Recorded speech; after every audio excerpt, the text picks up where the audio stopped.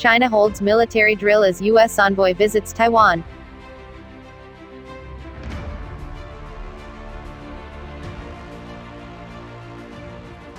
China says it is conducting military exercises near the Taiwan Strait to protect its sovereignty, as a top U.S. official visits Taiwan. The live-fire drills take place as relations between Beijing and Washington sour and the U.S. shores up its support of Taiwan. China regards self-ruled Taiwan as a breakaway province. Keith Krach is the highest-level official from the U.S. State Department to visit the island in decades.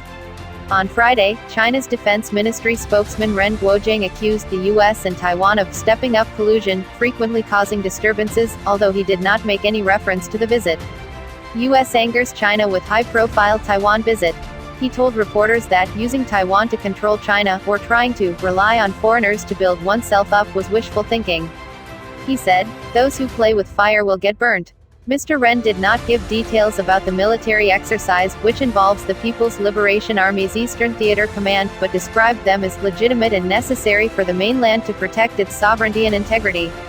They follow 2 days of large-scale Chinese drills off Taiwan's southwestern coast last week. By carrying out the military exercises, China is warning Washington against disrupting the balance that the United States had maintained under previous U.S. administrations. Taiwan's ruling party and its supporters appear to see the U.S. under Trump and the tensions with Beijing as an opportunity to push for closer ties with Washington and work towards their goal of getting formal international recognition of Taiwan as an independent country, says our correspondent.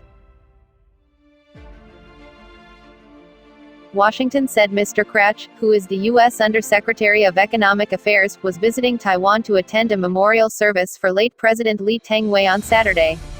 Later on Friday he is scheduled to meet Taiwanese President Tsai Ing-wen for a dinner at her official residence. The visit comes at a time U.S.-China relations have plummeted to their lowest point in years. Why U.S.-China relations have reached a low? The two nations have been locked in a bitter trade war since 2018, clashed over the coronavirus pandemic and traded accusations of espionage, with mounting arrests of suspected Chinese spies in the U.S. in recent months.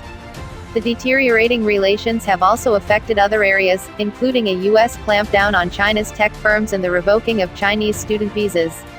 Beijing views Taiwan as its own territory, vowing to one day seize it, while many Taiwanese want a separate nation. Like most countries, the U.S. has no formal diplomatic relationship with Taiwan, and in the past was described as pursuing a policy of strategic ambiguity to balance China's emergence as a regional power with admiration for Taiwan's economic success and democratization. As the leading arms supplier to Taiwan, the U.S. is by far Taiwan's most important friend and only ally.